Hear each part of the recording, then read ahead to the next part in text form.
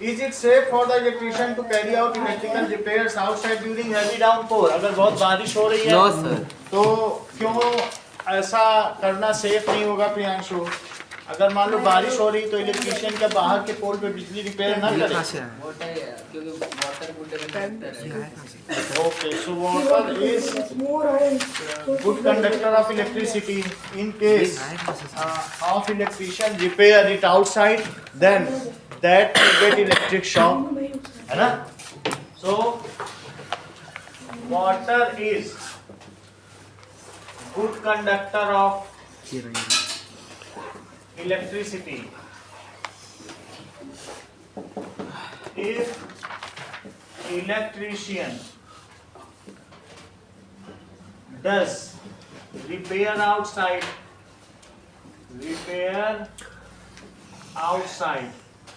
then he or she, वैसे तो she electrician बहुत कम होंगे जो बाहर रिपेयर करते हैं, लेडीज इसको देखा नहीं ना ऊपर कोड को देखा गूगल तो she, then he or she may get electric shock, ये होगा, एंड एंडेंजर इट्स लाइफ, अपनी लाइफ को खतरे में डाल लेगा, हिज और हर लाइफ, तो इसलिए इट इज नॉट सेफ जब हैवी डाउनपोर होगा। पहेली has heard that rain water is good as distilled water, as good as distilled water. So she collected some rainwater in a clean glass tumbler and tested it using a tester. To her surprise, she found that the compass needle shows deflection. What could be the reason? 10th question देखें कि rain water में there are, क्योंकि air में कुछ dissolved gases होती हैं CO2, वो सब वाटर के साथ मिल जाती हैं और वाटर एसिडिक हो जाता है। अगर हमारे एटमॉस्फेयर में पॉल्यूशन बहुत है, CO2 गैस बहुत ज़्यादा है, तो वो CO2 गैस तुमको मालूम है, तुम जब कोल्ड ड्रिंक पीते हो, ये जो पेप्सी की बोतल है, तो पेप्सी की बोतल में क्या होता है, इट कंटेन्स वाटर प्लस का ये सोडा ही तो है, इसको कार्बोनिक एसिड कहते हैं, प्लस चीनी शुगर और प्लस फ्लेवर। तो तुम्हें जो एसिडिक स्मेल आती है वो CO2 की वजह से आती है। ऐसे ही लंदन में क्या हुआ कि बर्किंघम में और मैनचेस्टर में इतना धुआं निकलता, तो 1975 की बात बता रहा हूँ, उस समय तुम लोगों ने ईस्ट इंडिया कंपनी जैसा पढ़ी है, तो इतना वहां पर क्या होता था, फैक्ट्री का धुआं निकलता था। वो लोग कहते थे देखो हमारे मैनचेस्टर में तो कभी दिन ही नहीं होता, इतना धुआं, हम कितना तरक्की कर रहे हैं, सूरज की रोशनी नहीं पहुंचती थी।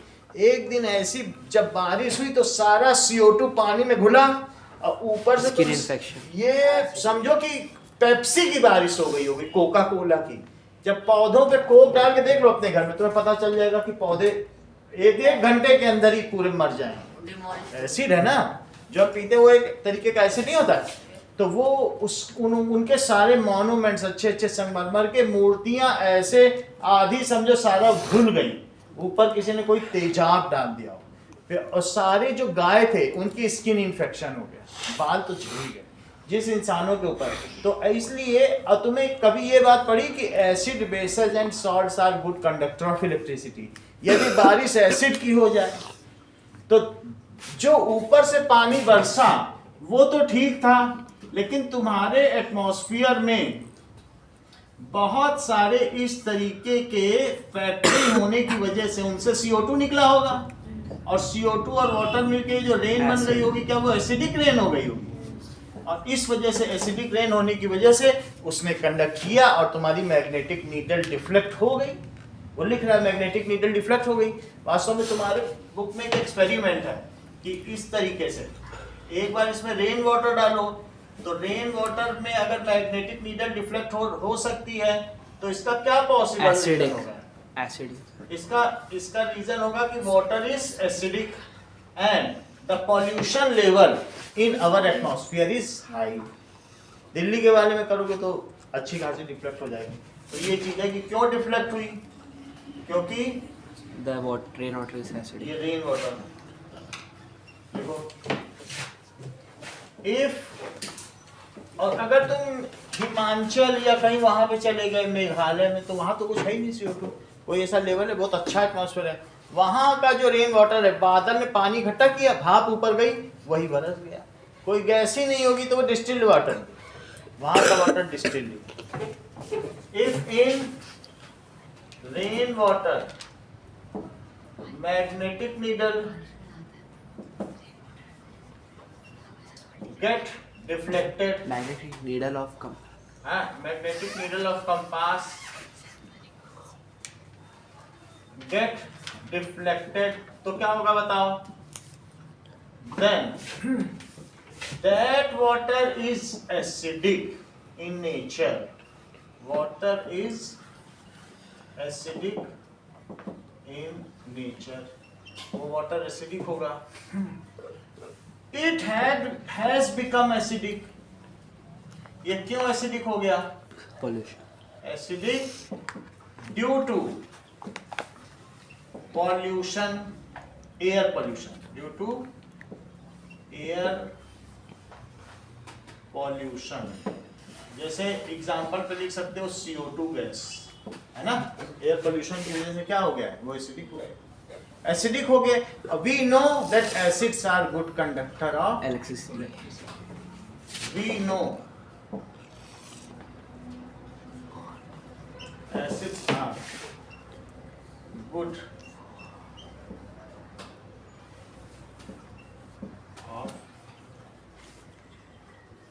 such thing happens in big cities like Delhi। Delhi में ये चीज है ना। फिर देखो एक अलग से चीज बता दें, मैग्नेटिक कंपास क्या होता है? कुतुब नुमा से तुम क्या समझते हो?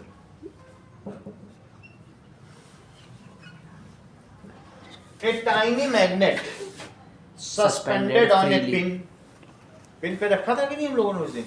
A tiny magnet suspended on a pin which freely rests in north-south direction is called magnetic compass. It is used for navigational purpose, या फिर कह सकते हो direction finder.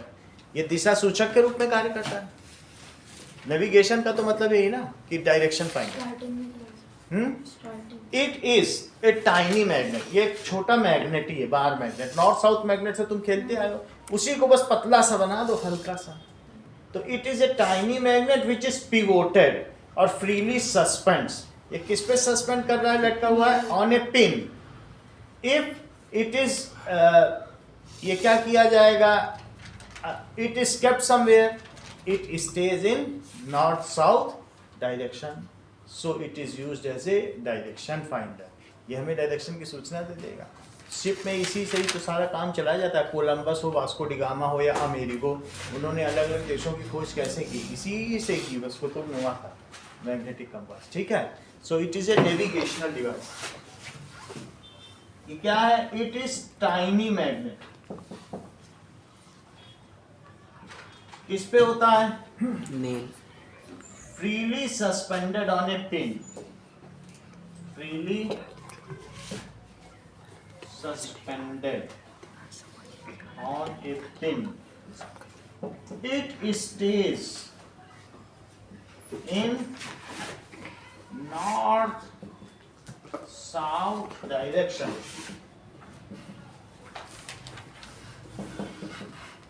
It is used as direction finder. इसको direction finder की तरह भी use कर सकते हैं, या फिर इसका दूसरा नाम है, इसको नेविगेशनल पर्पसेस के लिए भी यूज कर सकते हैं। जैसे कि ऐसी कोई पिन हो, ये पिन है और पिन पे क्या रख दिया जाए?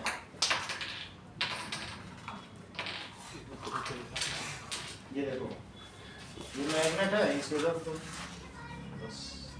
तो ये जहां रुक जाए वही नॉर्थ साउथ है। तुमको मालूम है ये डायरेक्शन साउथ है। सूर्य जहां से जहां तक जाए वो हिस्सा साउथ होता है।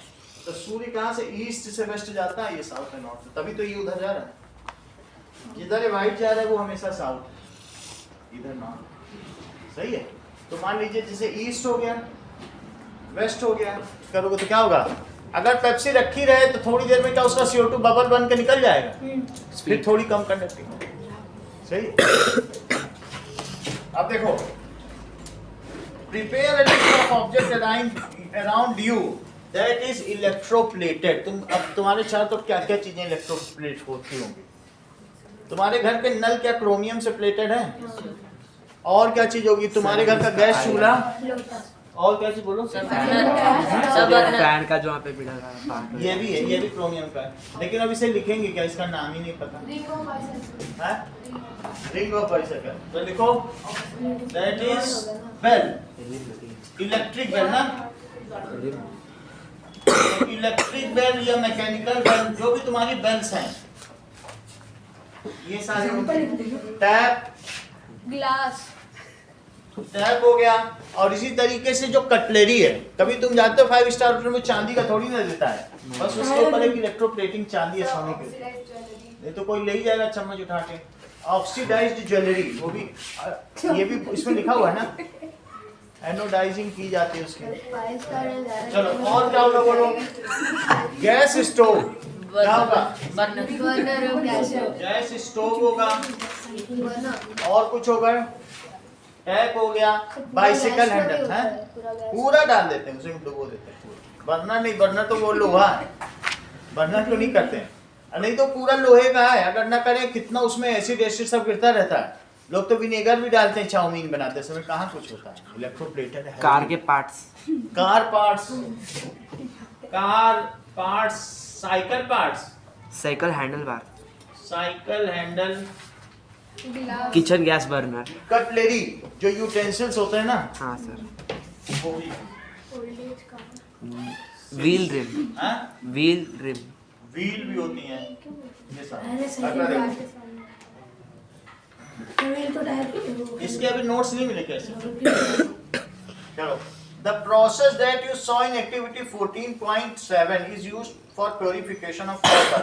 जरा सोचो, प्योरिफिकेशन ऑफ कॉपर और दो अलग अलग चीज हैं कि सर आपने बताया था एक बार कॉपर जो है, अभी मैं इसको फिर से बताता हूँ। इलेक्ट्रोलिसिस के आपने बताया था। इलेक्ट्रोलिसिस, जरा फिर से देखो, अगर बताया तो एक बार और। हमने क्या लिया? एक बहुत बड़ा थिक बार ले लो, ये देखो, तो ये हमने एक ऐसे ये ले लिया, ये इम्प्योर कॉपर है, इसको लटका दो, इसको प्योर करेंगे। और एक बहुत छोटा सा पतला सा डंडी ले लो जो अल्ट्रा प्योर है। ये कैसा प्योर है? अल्ट्रा प्योर का मतलब सुपर प्योर, 100% प्योर। और ये कैसा है? Impure copper. अच्छा, इसमें सोल्यूशन अभी क्या लोगे बोलो? Copper sulphate. हाँ, कॉपर सल्फेट का सोल्यूशन इसमें भर लो, तो इट इज Cu में 2+ रहेगा, और SO4 में। तुम ये मुझे बताओ, अभी इसमें निगेटिव टर्मिनल कौन सा है? CuSO4 ले लिया, नेगेटिव टर्मिनल, अल्ट्रा वाला, क्योंकि ये माइनस है और ये क्या है? तो ये पूरा माइनस है। तो बताओ, इसमें से कॉपर इसमें चला जाएगा क्या? एक कॉपर जाएगा तो एक उतर जाएगा। वैसे इलेक्ट्रोप्लेटिंग का सिद्धांत भी है, धीरे धीरे धीरे धीरे ये मोटा होता जाएगा, और धीरे धीरे ये इतना मोटा हो जाएगा, प्योर हो जाएगा, और ये चीज धीरे धीरे से उतरती जाएगी। तो ये जो बच जाएगी गड़बड़ियां, जो अशुद्धियां होंगी, वो नीचे सेटल हो जाएंगी। अच्छा, जहां कैटायन जाए उसको क्या कहते हैं? कैथोड। अब इसका मतलब है, वैसे भी ये प्लस है, तो प्लस की ओर आएगा तो कौन आएगा? ये सल्फेट आएगा, माइनस, ये आएगा। एनायन जाए तो एनोड। एनोड के नीचे जब ये पूरा वहां इकट्ठा हो जाएगा, तो जो अशुद्धियां नीचे एनोड के नीचे मिलेगी, इसका नाम होगा एनोड मड। क्या नाम होगा? Anode mud. इसको नाम ले लो, दैट इज एनोड मड। ये अशुद्धियां होंगी, दीज आर इम्प्योरिटीज। और ये इम्प्योर कॉपर हो गया। ये आरिश, ये क्या बताया? ये कौन सा है? कैथोड की एनोड? ये एनोड। हाँ, सही। और ये दैट इज कैथोड। इसके बारे में लिखे तो हम ये कह सकते हैं, इलेक्ट्रोलिसिस इज द प्रोसेस। क्या प्रोसेस है? For purifying the metals. Impure metals को प्योरिफिकेशन करने के लिए कौन सा प्रोसेस यूज किया जाता है? इलेक्ट्रोप्लेटिंग। इलेक्ट्रोप्लेटिंग नहीं, इलेक्ट्रोलिसिस का मतलब तोड़ना। इलेक्ट्रिसिटी की मदद से किसी चीज को तोड़ देना। लिसिस का क्या मतलब होता है? तोड़ना। Break down. तो हम ब्रेक डाउन कर रहे हैं उसको और नया जगह डिपॉजिट कर रहे हैं। तो इलेक्ट्रोप्लेटिंग में भी यही होता है। हाँ, यही चीज। सब कुछ बाहर से सेल लगा दो, लेकिन कॉपर को किसी दूसरे पे किया तो उसको कहेंगे भाई प्लेटिंग कर दी, और उसी में से इम्प्योरिटीज छोड़कर प्योर बनाया तो इलेक्ट्रोलिसिस है। प्रोसेस वही है भाई, हम उसको प्योर कर रहे हैं तो इलेक्ट्रोलिसिस है। हमने ये कॉपर इकट्ठा किया, ऐसे तो 10 रुपए का कॉपर है, लेकिन जब हमने कहा भाई हमें अल्ट्रा प्योर दो, इलेक्ट्रोलिसिस वाला, बोला अल्ट्रा प्योर चाहिए 100%, तो आपको ये 300 रुपए का मिलेगा, 10 रुपए की चीज है। अब लेकिन बच्चों को तो प्योर ही दिखाना है, तो ये असली कॉपर। समझ में आया? तो गोल्ड का कैरेट भी ऐसे होता है। गोल्ड में अगर 24 हाँ, वो कैरेट 24, 25 बना लीजिए। देखो 25 नहीं हो सकता, नहीं हो सकता। नहीं हो सकता। ये तो ब्रास 100% अगर प्योर है तो 24 कैरेट गोल्ड है, जो दुबई में, अबू धाबी में मिलता है। इंडिया में नहीं मिलता, इंडिया में नहीं मिलता है, सब जगह मिलता है। मालाबार कोस्ट में मिलता। हाँ। चले जाता है। अब ये देखो, गौरव बोल रहे पुष्पा के पास। पुष्पा के पास मिल जाएगा, केजी यश के पास मिल जाए। ये सही है। तो हम लोग लिखे what does it mean by electrolysis. Question पढ़ो। Making a pure metal with impure. Now लिखो, इलेक्ट्रोलिसिस क्या होती है?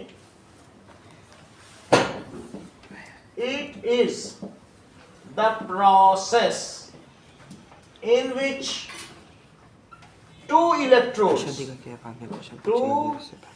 दो इलेक्ट्रोड्स हैं, ठीक है, one of impure metal and other of pure metal is dipped in its own salt solution। अगर कॉपर को कर रहे हो तो कॉपर का ही साल्ट चाहिए, copper sulphate. two metals, one impure and other pure, is dipped in its own salt solution। ये लिखो, ये सर, चीज। तो इसमें जो ये प्योर वाला मेटल हमने लिया है तो वो क्या है? बिल्कुल अल्ट्रा प्योर है। वो भी नहीं, जो कॉपर ही है, metal- कॉपर है। कॉपर है। हम्म। अच्छा। कॉपर पे कॉपर चढ़ाओ, नहीं तो अंदर कुछ और रहेगा, तो फिर जो लेगा कहेगा अंदर कुछ और माल ले दिया, बाहर कुछ और। ये बेचने के लिए इसकी बहुत कीमत हो जाएगी। तो ये भी कॉपर ही है, लेकिन वो इम्प्योर कॉपर, और ये कैसा है? Ultra pure copper. कॉपर को सीयू होते हैं, मालूम है कि नहीं? सी। That is copper. So 2 electrodes, one of impure copper at anode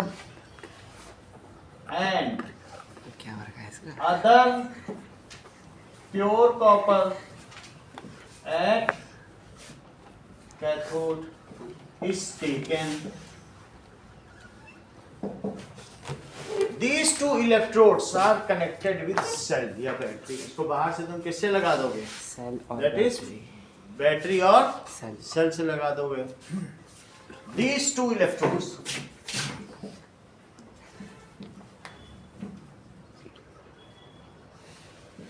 are connected to battery।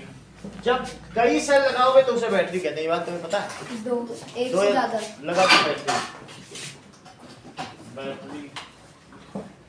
This process is used for purification of metals। Sir, इसकी जो इम्प्योर कॉपर है उसमें मतलब जितना कॉपर है वो उसमें रह जाएगा और जो नहीं है वो सारा नीचे आ जाएगा। कॉपर के साथ इम्प्योरिटी इम्प्योर कॉपर की नहीं होगी, उसके साथ टिन रहेगा, लेड रहेगा, दूसरे मेटल की इम्प्योरिटीज रहेगी, सर तो वो निकल जाएगा बस। वो नीचे आ जाएगी। टिन, लेड, कल तुमको टिन दिखाया था, छोटे छोटे पीस जो तुमने डाला था। लेड भी तुमने कभी देखा होगा, हमने पहले दिखाया था, बहुत मुश्किल से जो मुड़ जाता है, काला काला नहीं दिखाया, फिर दिखा देंगे। लेड की चीज समझ आई? लेड से वो लेड और हाँ। आर्सेनिक से। तो ये समझ में आ गया, वो सब दूसरे मेटल नीचे आ जाएंगे। अच्छा, these two electrodes are dipped in its own solution। तो अब तुम्हारे ग्रुप में क्या कहा गया बताओ? तो अब यहाँ पर दिखाया गया है कि these two, वैसे क्वेश्चन कॉपर पे है ना, तो लिखो these two copper rods किसमें डिप की जाएंगी?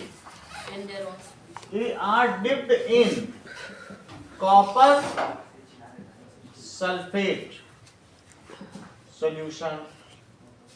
Now, Shraddha, pure copper is collected at which electrode? बोलो, निगेटिव इलेक्ट्रोड या कैथोड? सही है। प्योर कॉपर कहाँ कलेक्ट हो जाएगा? प्योर कॉपर, सही बता रही हो, इज कलेक्टेड एट कैथोड। श्रद्धा, अगला चैप्टर कौन सा पढ़ा है? Some natural phenomena. हाँ? सामने कौन सा? हिस्ट्री। अरे सब्जेक्ट नहीं चैप्टर। स्कूल में पढ़ाया जा रहा है क्या? Yes, sir. तो वो पढ़ लो पहले, फिर हिस्ट्री शुरू करें। एक बार हिस्ट्री शुरू करें तो सब वही करेंगे। सर तो हिस्ट्री का होगी। इसको पढ़ लो जब हो रहा है। मतलब ये सकता हूँ। Okay, now we will come to next chapter. सब natural phenomena. Some natural phenomena, कुछ प्राकृतिक घटनाएं।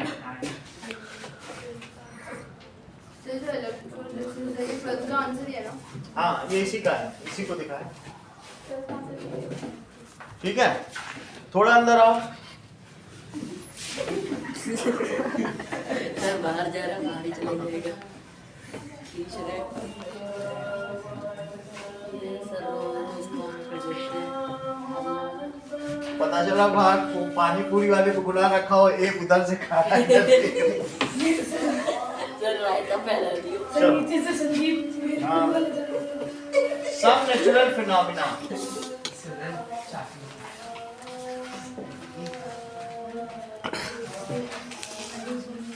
चलिए,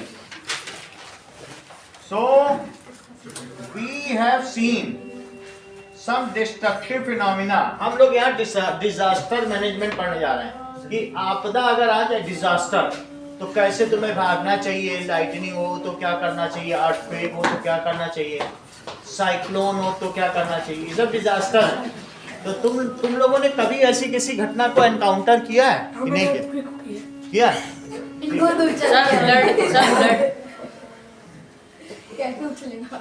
There are some natural phenomena which are disastrous, जो बहुत खतरनाक होते हैं।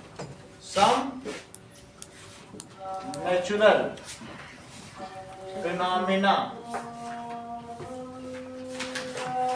which are, ये कैसे होंगे? Dangerous, destructive. डिस्ट्रक्टिव का क्या मतलब होता है? तोड़ फोड़ वाला। हाँ, डिस्ट्रक्टिव। एग्जाम्पल कौन सा हो सकता है? जैसे अर्थक्वेक, भूकंप। सुनामी। और बोलो। सुनामी। सुनामी। सर ड्रॉट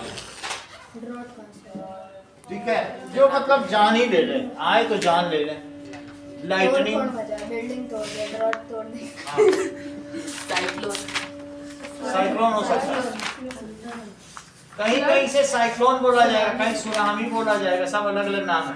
इसके अलावा कई बार क्या हो सकता है कि बवंडर भी आ जाता है, एयर में चक्रवात, हवा का ही तो है। टोर्नेडो। टोर्नेडो, वो भी हम दिखाएंगे। हरिकेन, सर आपके पास है ना ब्लू? हाँ, इसी से दिखा देंगे। टॉर्नेडो, हरिकेन, और भी कुछ हो सकता है, लाइटनिंग हो सकती है। तो ये सारे हैं, एक एक करके अब हम पढ़ेंगे। पहला हेडलाइन क्या है? Lightning, thunder, thunderstorm. तो वो सब हम देखेंगे कि इट इज क्वाइट कॉमन। ये क्वाइट कॉमन, बहुत होता रहता है। सो क्या तुमने कभी ऐसा देखा है कि इलेक्ट्रिक पोल में वायर लटके हुए और लूज हो, टच हो तो उनमें से बिजली निकली हो? स्पार्क देखा है? देखा है। इलेक्ट्रिक पोल में तार कभी निकले हो और वो आपस में टच होंगे तो स्पार्क निकलेगा, अवॉर्ड की ओर बढ़ेगा। It is quite common phenomena, बहुत जगह कुछ हो जाए तो ये चीज। तो इट इज लाइटनिंग उसी तरीके से अंडरस्टैंड किया जाता है। सो लाइटनिंग क्यों ओकर करता है? ये देखो, ये सब क्लाउड्स हैं और इनमें due to accumulation of charges. तुम्हें मालूम है कि चार्जेस दो तरीके के होते हैं, एक नेगेटिव या पॉजिटिव। अगर इनमें चार्जेस आ गए, इसका डायग्राम तुम्हारे अगले पेज से अगले पेज पे बना हुआ है, जरा देखो तो इसमें क्या दिखाया गया है कि कभी कभी अट्रैक्ट होता है।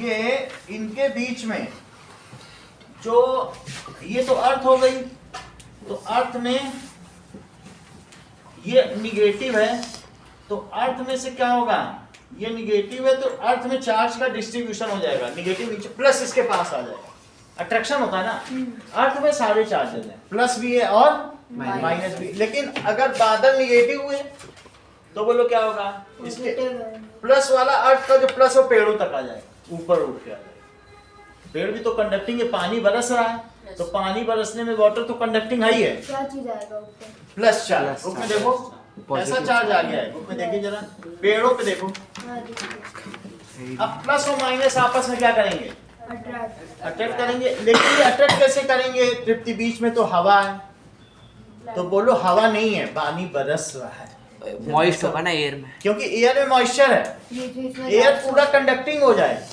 ये हवा थोड़ी ना है। उस समय बारिश हो रही होती है जब लाइटनिंग होती है, या इतनी ज्यादा ह्यूमिडिटी हो जाती है कि लगता है बस बारिश हो ही जाए, तो पानी मॉइस्चर का कंटेंट बहुत ज्यादा हो जाता है। तो उसकी वजह से क्या होगा, उसको जो मोस्ट सूटेबल पाथ है, जरूरी नहीं कि सीधा ही आ जाए, एक जिस पाथ में मॉइस्चर ज्यादा होगा उस पाथ में वो इसको डिस्चार्ज कहते हैं। प्लस और माइनस चार्ज को आपस में क्या हो जाता है, Discharge. This is called discharge। तो ये चीज हो जाता है। अब लिखें, ऐसा दिखाया गया है, कई बार क्या होता है कि बादलों में भी सेपरेशन ऑफ चार्जेस, बादलों में प्लस ऊपर रहेगा और माइनस नीचे रहेगा। आप ये कह सकते हो कि सर बादलों में प्लस माइनस मिल क्यों नहीं जाते, ये भी आप कह सकते हो।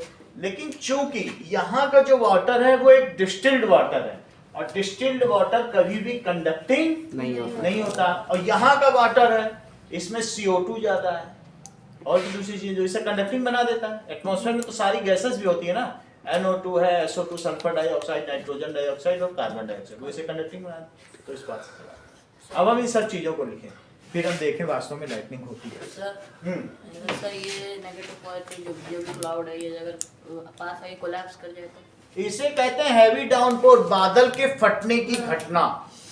अगर निगेटिव पॉजिटिव क्लाउड है, अब वो आपस में जहां निगेटिव पॉजिटिव क्लाउड होंगे वहां पर पायलट भी नहीं जाता, क्योंकि उसके दो विंग हैं, एक अगर प्लस से टकराया एक माइनस है तो पूरा एयरक्राफ्ट में ही स्पार्क हो जाएगा, दोनों को टच कर दिया तो और फिर वो बिल्कुल स्पार्क होकर जल भी जाएगा। तो पायलट डरते हैं, पहले पता कर लेते हैं कहीं जो क्लाउड्स हैं अपोजिट चार्ज वाले तो नहीं, एक चार्ज है तो घुस जाएंगे, लेकिन अगर अपोजिट चार्ज वाले तो उसका मरना तय है। तो पता कैसे करोगे?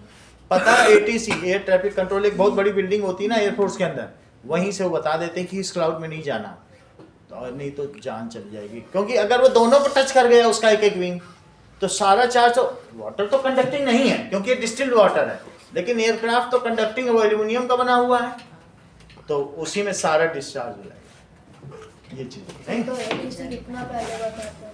ATC बता देता है कि इसमें नहीं जाना, यहाँ के बादल डबल चार्ज वाले होते हैं, उनको मेट्रोलॉजिकल, उन्हें मीटीरियोलॉजिकल सेक्शन, यहाँ मौसम विभाग है, उनसे वो जानकारी लेते हैं। तो अब व्हाट इज लाइटनिंग, तो बुक में ये डेफिनेशन दी हुई है क्या, जरा देखो तो अब देखो कि lightning is caused by accumulation of charges in the cloud when, देखो अब lightning क्या है कि when the charges in cloud get discharged to earth it is called lightning। Lightning होता है। तो इस प्रोसेस को जानने के लिए हमें जानना चाहिए अर्थिंग क्या होता है। सबसे पहले क्या चीज जानना, नहीं तो हम इसे नहीं जान पाएंगे। अर्थिंग समझो, इसका मतलब समझो कि ये तुम्हारे घर में फ्रिज है, अच्छा फ्रिज के पीछे इसमें दो वायर हैं, ठीक है, एक वायर जा रहा है तुम्हारे फ्रीजर, ये फ्रीजर है इसके अंदर, तो फ्रीजर में क्या होगा, इसके चारों तरफ कंडेंसर होगा क्योंकि बर्फ जमानी। एक बार इसके साथ गया यहाँ से यहाँ गया, और चारों तरफ कॉइल होती है कि नहीं, नीचे यस सर। जो इसको जमाती है, तो यहाँ नीचे जाकर फिर ऐसे इसको पूरा ऐसे करके ऐसे चारों तरफ जाएगा, ऐसे जाएगा, फिर यहाँ लौट आएगा। ये मतलब यहाँ पर आए, ये अर्थ की पिन है, इसको मैं बताऊंगा अभी। अर्थ 3 पिन होती हैं फ्रिज में। कितनी पिन होती हैं? 3 पिन होती है। तो अब जरा देखो, तुमने जब बाहर से एक स्विच लगाया तो क्या जो स्विच लगाया उसमें भी 3 पिन थी। Yes sir. अभी मैं 2 ही पिन की बात बता रहा हूँ, अभी तीसरी भी कर दूंगा। 3 पिन वाला ऐसा स्विच होता है, दैट इज वॉशिंग मशीन का। ये वॉशिंग मशीन। एक पिन यहाँ होगी, एक पिन यहाँ होगी और एक पिन यहाँ होगी कि नहीं, लेकिन मैं 2 ही का कर रहा हूँ। मतलब ऐसे 3 पिन होंगी ना, नहीं तो तुम आगे वाला समझ लो कि ये आगे का हेड है, एक पिन ये है, एक पिन ये है और एक पिन ये इसका बैक पोर्शन है। ऐसा तो समझ सकते हो कि नहीं? Yes sir. ये मैं आगे से दिखा रहा हूँ, तो पीछे था, सही है? लेकिन मैं 2 ही पिन लगा रहा हूँ, 3 अभी नहीं लगा। 2 पिन होने से क्या होगा, 3 पिन होने से क्या होगा? ये देखो, तुमने क्या ये बात देखी है कि जो ये सारे सिस्टम है, फैन है, इनमें 2 पिन है, इनमें 3 पिन नहीं है। और भी मैं कुछ चला रहा हूँ तो सब में 2 पिन है। लेकिन जो तुमने कभी आयरन है, कपड़ा प्रेस करने वाले, उसमें 3 पिन है। जो मेटेलिक बॉडी है उसमें 3 पिन होती है। और जो इन सब में क्या है, जिनको नहीं छूते उनमें 2 पिन है। जिनको छूते हो, चाहे कूलर हो, कूलर को भी छूना पड़ता है। तो अब ये देखो, ये गई कूलर में भी तो 3 पिन सर जैसे कि कूलर में है। तो जिसको हम हैंडल करते हैं जो लोहे की है या स्टील को, अभी 2 पिन होने से क्या हुआ, तुमने इसको किससे सप्लाई दे दी बताओ? तुमने इसको इलेक्ट्रिसिटी से सप्लाई दे दी, यहाँ से पिन लगा दी। तो बताओ, जब यहाँ से इसको पिन दे दोगे तो अब इसमें ये काम होने लगेगा, कंडेंसर अपना ठंडी इसमें गैसेस भेजने लगेगा। गलती से अगर इसका कोई तार तुम्हारे इसमें टच हो गया और तभी यहाँ पर एक जो लेडी इसको टच कर आ गई, समझ में आया, कुछ सामान लेने के लिए, तो तब क्या होगा बताओ? तो उसने ये हैंडल पकड़ लिया, राम नाम से। लेकिन हैंडल पकड़ने से क्या होगा, अगर समझो इस चीज को, अगर मान लीजिए यहाँ से तार गया, if there is leakage current, if this wire due to moisture और water comes in contact with the iron body, तो वो जो भी चार्जेस हैं, यहाँ से चार्ज जा रही है, सप्लाई में लगा है ना, तो ये सप्लाई से जो चार्ज जा रहा है इसमें, तो वो इसके थ्रू सारा चार्ज कहाँ चला जाएगा, बॉडी में। और ये इस लेडीज को चप्पल पहनने की आदत नहीं है, तो इसके थ्रू अब किस में चला जाएगा, अर्थ। अर्थ जो है सारे चार्ज को एब्जॉर्ब कर लेगी। अर्थ को क्या है, जितना भी सारे चार्ज को ड्रेन कर लेगी। इतनी बड़ी अर्थ है, चार्ज तुम यहाँ टच करो, कभी भी मैंने इलेक्ट्रोस्कोप बाल में ऐसे करके दिखाया था कि नहीं, बार में इसमें टच करा देता क्योंकि इसमें चला जाएगा, ये सब लोहा है। तो अर्थिंग का मतलब समझ गए? तो इसमें क्या होगा बताओ, अगर इस पे if due to some leakage current, if there is leakage current, it may go to earth via user and the user may get electric shock. इसको क्या हो जाएगा, इलेक्ट्रिक शॉक। तो हम इसके लिए, ये भी एक अर्थिंग है। क्या तो अरे वो हमने उसको टच कर लिया था, उसी के थ्रू अर्थिंग हो गई। That is movement of charges from a body to earth is known as earthing. कोई भी चीज अर्थ में चली जाए तो उसको क्या कहोगे, अर्थिंग। तो हमने क्या किया, इसमें से तार लिया, इसी बॉडी में एक स्क्रू लगा दिया, ये देखो स्क्रू लगा दिया, ये स्क्रू ऐसे होता है, स्क्रू से इसको टच कर दिया, और इसका तार हमने कहा नहीं अब हम 3 पिन लगाएंगे। तो 3 पिन प्लग जब तुमने लगाया तो एक 3 पिन प्लग ऐसे लगाओगे, तो एक पिन इसमें चली जाएगी और 2 पिन यहाँ आ जाएंगी। 3 पिन लगा दिया। अच्छा, ये तीसरी पिन इसको टच कर जाएगी क्या अंदर जाने पे? फिर इसमें जब मैं यहाँ से लाऊंगा तो क्या यहाँ भी अब 3 पिन हो जाएंगे? ये 3 पिन हो गई। तो ये देखो सर 3 पिन ज्यादा सेफ होती है। अभी मैं बता रहा हूँ, ये 3 पिन यहाँ आ गई, एक पिन ये, एक पिन ये पिन। मैंने वहां से मेटल से ले लिया एक पिन। मैंने कहा इस मेटल को बच्चे छूते हैं, इसमें तार बांध लिया और तार बांध के जमीन में कील गाड़ दी इससे। अब मान लो तुम भी ये भी छुए, इसमें चार्ज है, तो बोलो चार्ज इनके थ्रू जाना चाहेगा कि हमने एक मोटा सा तार बांधा उसके थ्रू? क्योंकि charges wants easiest path to flow. वो कहेंगे अरे इनके अंदर तो वाटर है, वाटर तो बैक कंडक्टर होता है, उतना अच्छा कहाँ होता है, और ये हमें कॉपर का वायर तो सारा इससे चला जाएगा और इनको शॉर्ट लगने बच जाएगा। तो मुझे कुछ नहीं करना है। अगर तुम्हारे कंप्यूटर में भी कभी क्या आ रहा हो, अर्थिंग वो होता है ना सीपीयू स्टार्ट है, तुम कुछ ना करो, उसमें क्या है स्क्रू में लोहा बांधो और जमीन में कील में ठोक दो, अब वो चार्ज उसमें जाएगा। वो ऊपर के सॉकेट्स में होता है। कहीं पर भी तुम्हें टच हो रहा हो तो तुम कुछ नहीं करो, तार बांधो, कील ठोक, बोलो जाओ अर्थ में। अब हमको ना तुम वो करना, बात समझ में आ गई कि नहीं? So that is passage of कौन सी चार्ज, लीकेज करंट, पैसेज, ठीक है, movement of leakage current directly to earth by earth wire. तीन तरीके के वायर होते हैं, एक रेड, एक ब्लैक, एक ग्रीन वायर होता है। ग्रीन वायर को क्या कहेंगे, जो थर्ड वाला है वो अर्थिंग वायर है, वो बताता है वो ऊपर ही जाएगा, पीछे वायर होगा, बाकी तो पिन है। तो वो उसके लिए क्या होगा, तुम्हारी बुक में भी दिया है अर्थिंग पिट, ठीक है। अभी देखो अर्थिंग पिट क्या होती है, एक गड्ढा खोदा, तुम्हारे सबके घर के बाहर भी यहाँ पर भी खोदा हुआ है, गड्ढा खोद दिया। अर्थिंग पिट कैसे बनाई जाए, इसका जो थर्ड पॉइंट है ना, ये सब जगहों से कलेक्ट कर रहा है।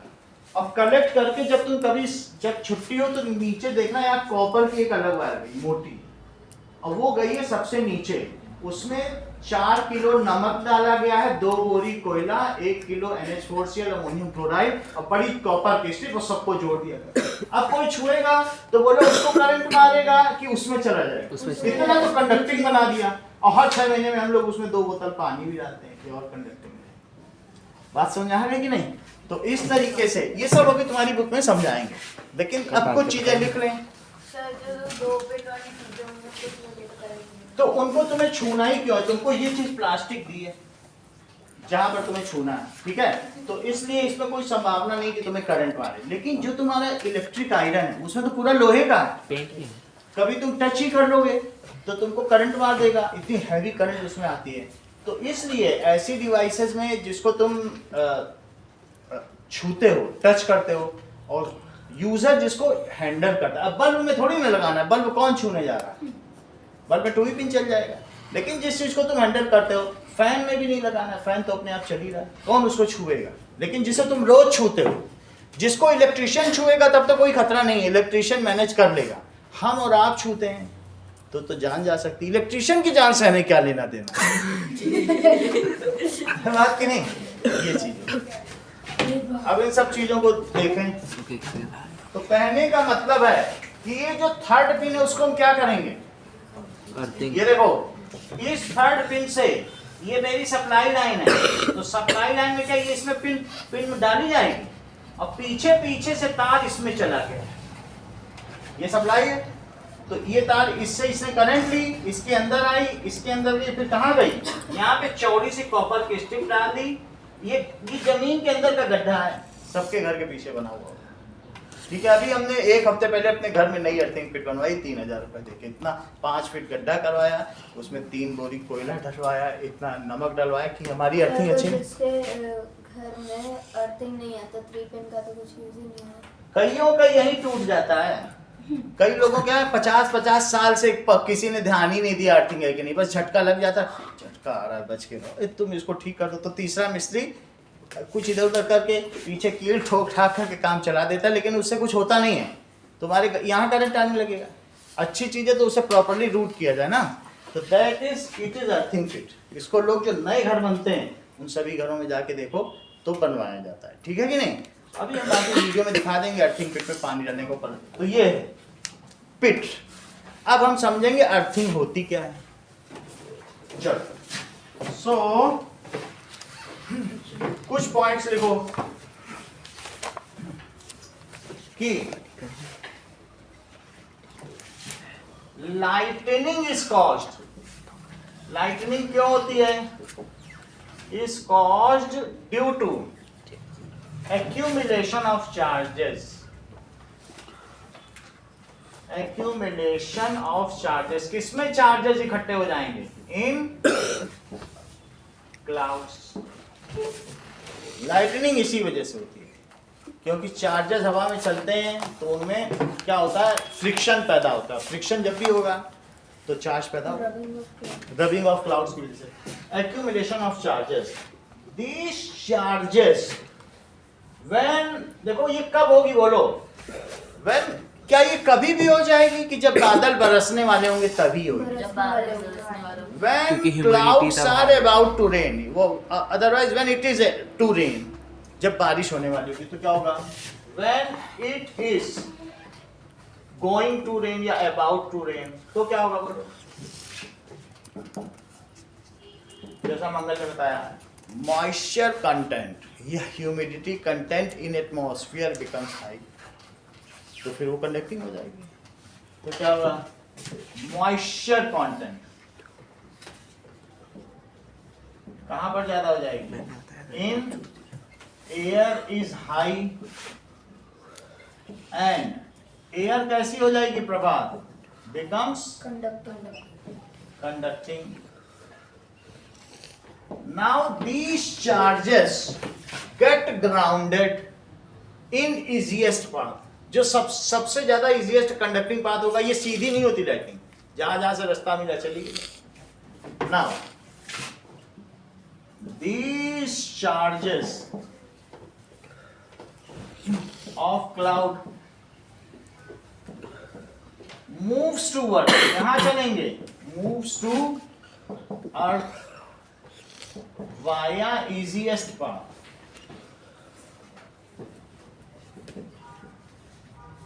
and get discharge। ये माइनस और प्लस का मिलना क्या होता है? क्या डिस्चार्ज होता है?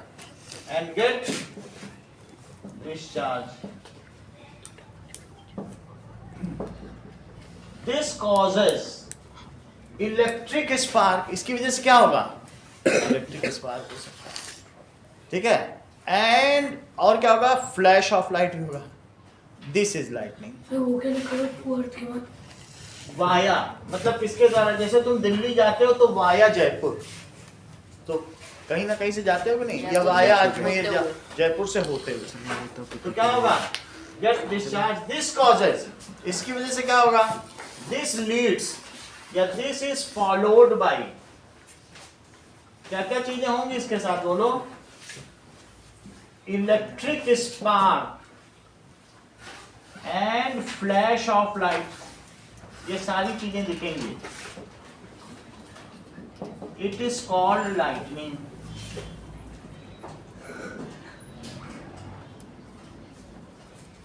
अच्छा, इस डायग्राम का नाम लिखो, तुम्हारी बुक में लिखा है, जरा नाम देखो क्या चीज है।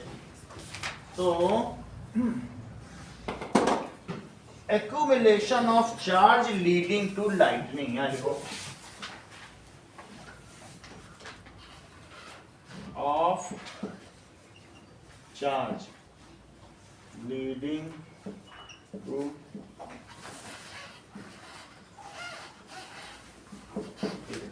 अर्थिंग क्या होती है, ये लिखो।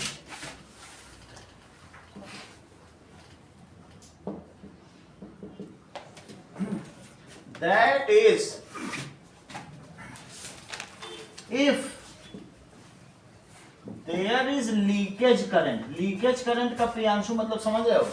ये जो तार है जिसमें से सप्लाई है वो इसके कांटेक्ट में आ जाए तो पूरे में करंट ही करंट हो जाएगी, उसको कैसी करंट कहेंगे? लीकेज। वैसे जाना नहीं चाहिए, नई चीज में नहीं होता, लेकिन पानी ज्यादा हो गया, डिफ्रॉस्ट नहीं किया, फ्रिज कभी छू गया, बहुत पुरानी चीज हो गई तो तार कट पड़ जाएगा, तो क्या होगा? If there is leakage current and it is directly sent toward, ये कहाँ भेज दी जाए बोलो? इसको मैंने कहाँ भेज दिया लीकेज करंट को? Directly send to earth by passing the user, user पे ना जाए और सीधा कहाँ चला जाए? अर्थ पे, directly send to earth, then it is called earthing और ग्राउंडिंग। इसे क्या कहेंगे? अर्थिंग और ग्राउंडिंग। इसने बाईपास कर दिया यूजर को, बोला वहां कहाँ जाना, वो तो बैड कंडक्टर है, हम तो कॉपर से जाएंगे। So bypass, bypass, bypassing the user पे ना जाए, ठीक है। then it is called earthing, इसे अर्थिंग कहा जाए। अब जरा तुम अपने बुक की ये लाइन पढ़ो, process of transferring charge from a charged body to earth is called earthing. पढ़ो क्या लिखा है बुक में, प्रोसेस ऑफ, लिखा पढ़ा? किसी भी चार्ज बॉडी को जमीन में टच कर दो, सारे चार्ज ट्रांसफर हो जाए। मिला कि नहीं? देखो उसमें कहाँ मिला, process of transferring charge from a charge body to earth, सीधा कहीं से भी चला जाए उसमें। तो क्या तुम ये समझते हो लाइटनिंग में एक अर्थिंग है? क्योंकि किसी चार्ज बॉडी से जा रहा है, वो इतना ज्यादा है कि स्पार्क भी दिख रहा है, मास भी जा रहा है, नहीं तो ना दिखता है। तो इस चीज को देखो, process of transferring charge from a charge body directly to अर्थ।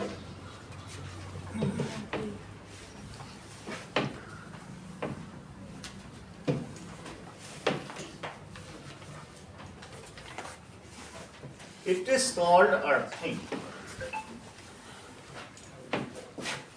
देखिए, process of transferring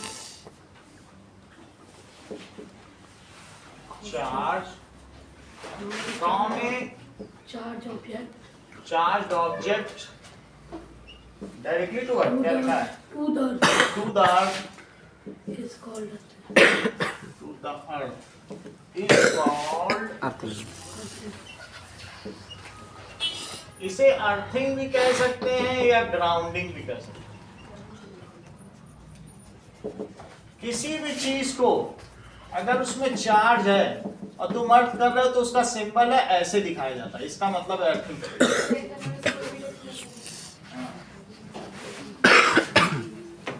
ये ज्यादा अच्छी है, बुक की दी हुई है, यही लिखना। अब देखो अगली चीज, ना लाइटनिंग के बारे में तुम्हें पता चल गया है। सो लाइटनिंग, जो लाइटनिंग है, इट इज लेदल, ये जानलेवा हो सकती है। इट में बर्न ट्रीज, कभी देखा है लाइटनिंग की वजह से पेड़ काले हो गए? या इट कैन डैमेज हाउसेस, घर भी टूट जाते, क्रैक आ जाता है दीवार। तो लाइटनिंग की वजह से क्या होता है? लाइटनिंग इज लीदल, लीदल का मतलब जानलेवा, क्या पूछ रहा हूँ? ठीक है। It may burn houses, house में भी आग लग जाती है, houses, trees and damage houses, कई बार इसकी वजह से घर डैमेज होता है। तो इसके बारे में, ठीक है, process of transferring charge from a charge object to what is called earthing. अब देखिए, the sparks that Greek knew about, यूनानी लोग इन आवेशों के बारे में क्या जानते थे? The sparks about that Greeks know about, तब वो समझते थे ये गॉड का मतलब हाँ, तो उन्होंने क्या किया था, एक एम्बर की रॉड ली थी, ये इसी एम्बर की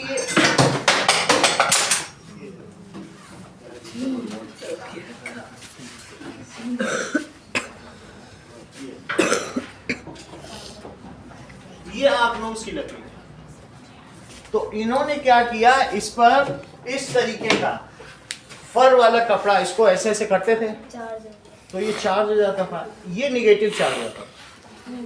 जो ग्रीक लोग थे वो आग्नोस की लकड़ी को एबोनाइट या इलेक्ट्रॉन कहते थे, उसकी स्पेलिंग अलग है। वो लोग इसे क्या कहते थे? आग्नोस की लकड़ी को, इसे एम्बर भी कहते हैं। हिंदी में अगर तुम किसी से पूछोगे तो कौन सी लकड़ी है? आग्नोस, एबोनाइट, कुछ लोग इसे एबोनाइट, लेकिन ग्रीक इसे क्या कहते थे? Electron.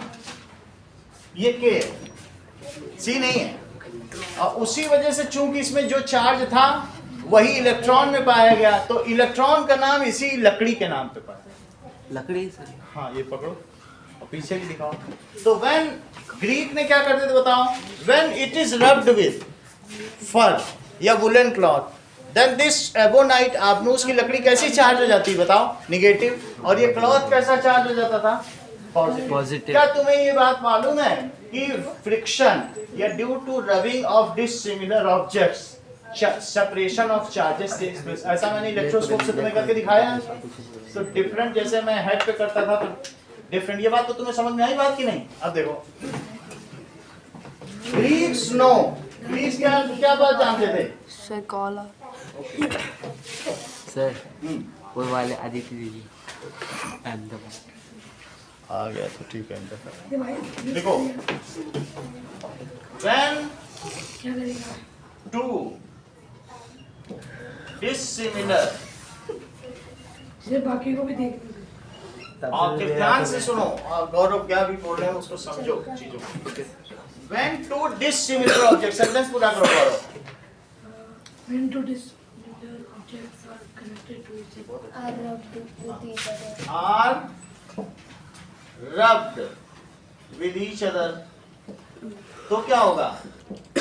Electrons Then are their charges will transfer to one body. Then charges are transferred from one body to another. जो होता है निगेटिव का ही ट्रांसफर होता है। देन जिससे निगेटिव चला गया उसमें वो प्लस हो गया, और जिसमें चला गया वो Negative. negative हो जाएगा। निगेटिव हो गया। हेलो हाँ 2 मिनट में करा। Then charges are transferred from one body to other.